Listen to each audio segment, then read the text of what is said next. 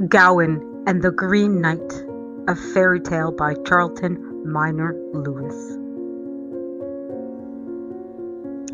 Canto 1, The Green Knight.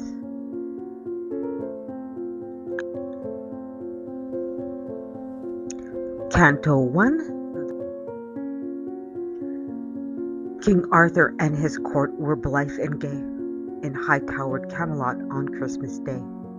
For all the Table Round were back again, at peace with God and their fellow men. Their shields hung idly on the pictured wall, their blood-stained banners decked the festive hall.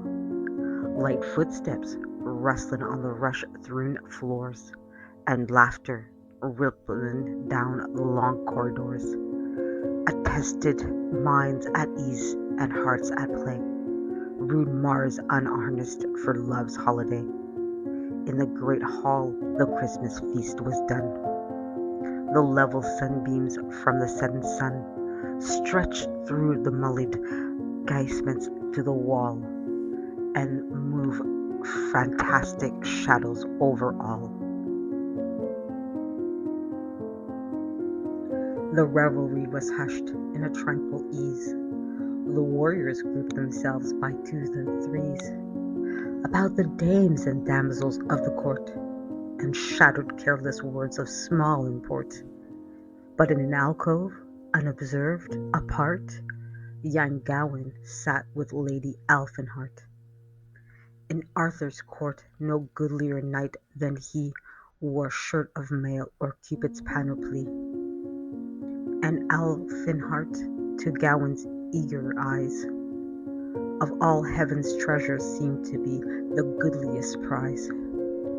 Now daylight faded, and the twilight gloom deepened the stillness in the vaulted room, save where upon the hearth a fitful glow blushed from the embers as the fire burned low. There is a certain subtle twilight mood when two hearts meet in a dim solitude that thrills the soul's e'en to the fingertips and brings the heart's dear secrets to the lips.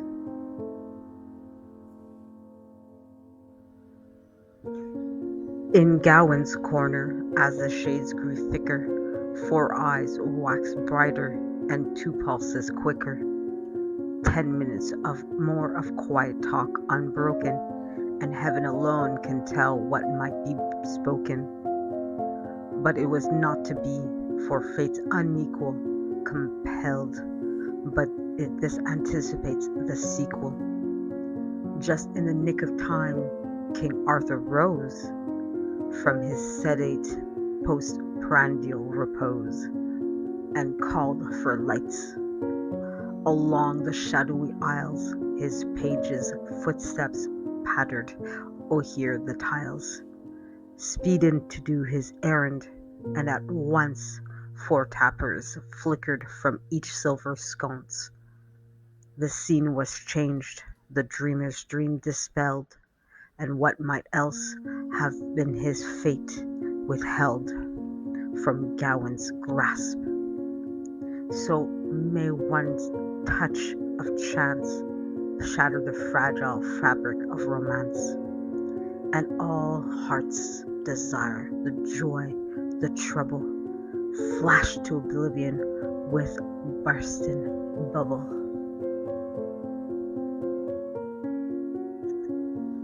But Arthur on his kingly day's seat felt nothing of the passion and the heat that fire young blood.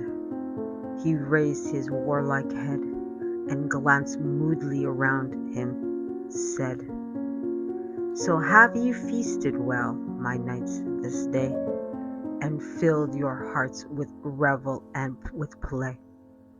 But to my mind that day is basely spent, which passes by without accomplishment of some bright deed of arms or chivalry. We rust in indolences, as well not be, as be the minions of idle court, where all is gallantry and girlish sport. Some bold adventure let our thoughts devise, to stir our courage and to cheer our eyes. And lo, while yet he spoke, from afar, in the thick shroud of the departed day, upon the frosty air of the evening born, came the faint challenge of a fairy horn.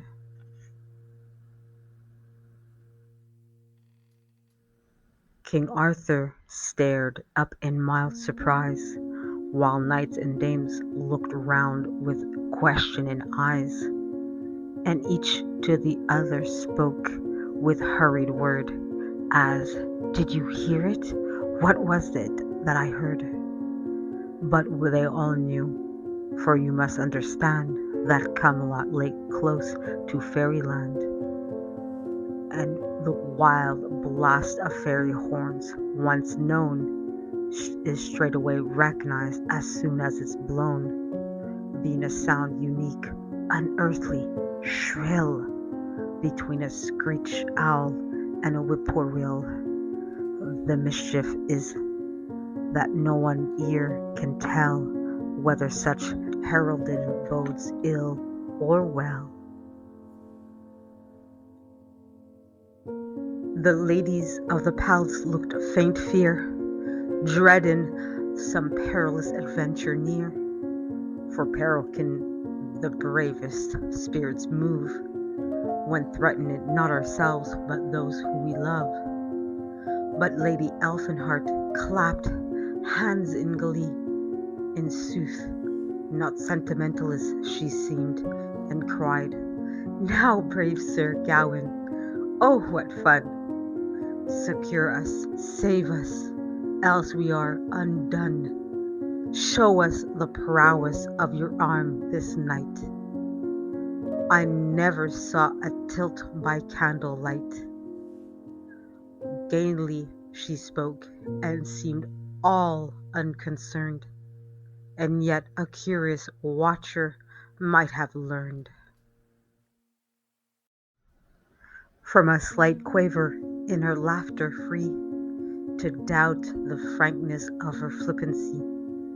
Gawain, bewildered, looked the other way, and wondered what she meant, for in that day the ready wit of a man was under muzzle, and a woman's heart was still unsolved puzzle. And Gawain, though in valor next to none, wished that her heart had been a tender one. His sword was out for any foe on earth, and yet to face death for a lady's mirth seemed scarce for worthwhile. What honor bade, he'll do, but would he like to see a tear or two? While thus he pondered, came a sudden burst of high-pitched fairy horn calls, like the first, but nearer, clearer, deadlier than before, blown seemingly from just outside the door. The casement shook, the taper lights all trembled, the bravest knight's dismay was ill dissembled, and as all sprang with one accord to win their short swords and shields, stern combat to begin, the great doors shut their bolts and opened slowly in.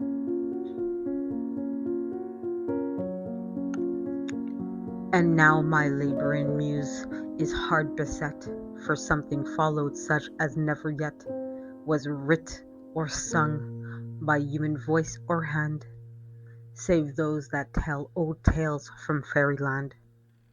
Miracles do not happen, 'tis plain sense, if you italicize the present tense, but in those days, as rare as old Chaucer tales, all Britain was fulfilled of miracles. So as I said, the great doors opened wide. In rushed a blast of winter from outside, and with it, galloping on the empty air, a great green giant on a great green mare, plunged like a tempest-cleaving thunderbolt, and struck four-footed with earthquake's jolt.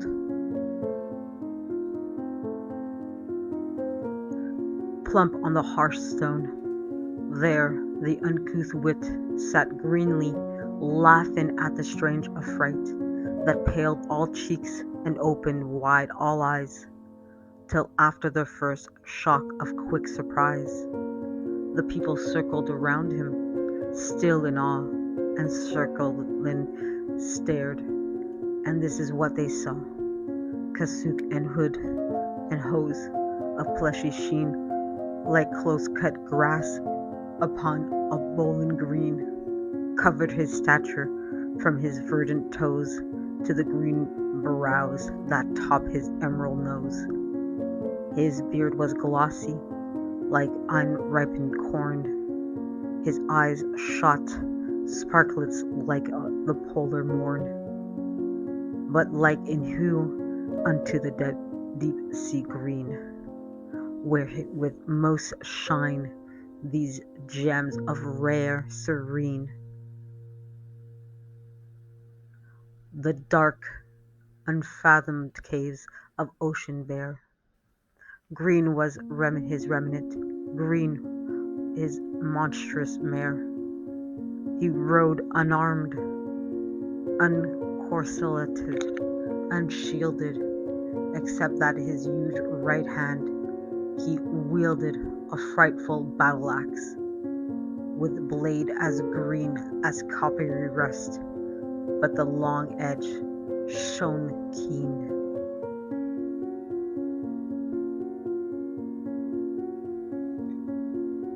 Such was a stranger. He turned his head from one side to the other, and then said with a gentle voice, most like a summer breeze that rustles through the leaves of the green trees, "So this is Arthur's court, my noble lord.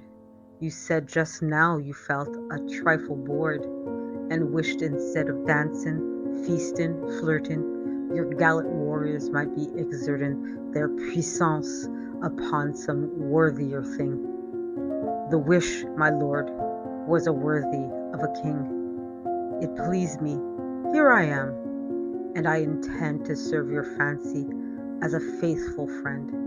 I bring adventure, no hard, tedious quest, but merely what I call a merry jest."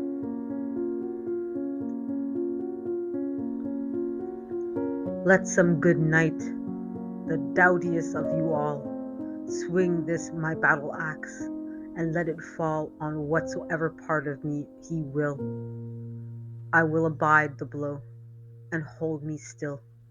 But let him, just 12 months from this day, come to me, if by any means he may, and let me, if I live, pay back my best, as he pays me. What think you of this jest? He said, and made a courteous bow, the while lightened his features with a bright green smile, as when June breezes, after rain clouds pass, ripple and sunlight o'erhears the unmown grass.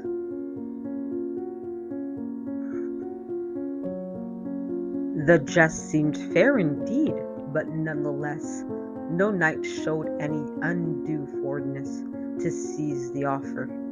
Some with laughter free daffed it aside, while others carelessly strolled to the farthest corners of the hall, as if they had not heard his words at all, and whistled with an air of idle ease, or studied figures in the tapestries.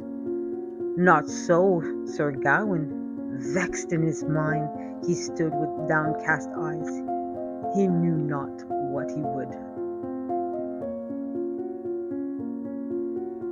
Trained in the school of chivalry to prize his honor as the light of his dear eyes, he held his life, his fortunes, everything in sacred trust for knighthood and his king. And in the battlefield or Tilton yard, he met his foe full-fronted, and struck hard, but now it seemed a foolish thing to throw one's whole life to the fortune of a blow. True valor breathes, not the braggart vaunt. True honor takes no shame from idle taunt. So let the wizard, if he wants to, scoff. Why should our hero have his head cut off?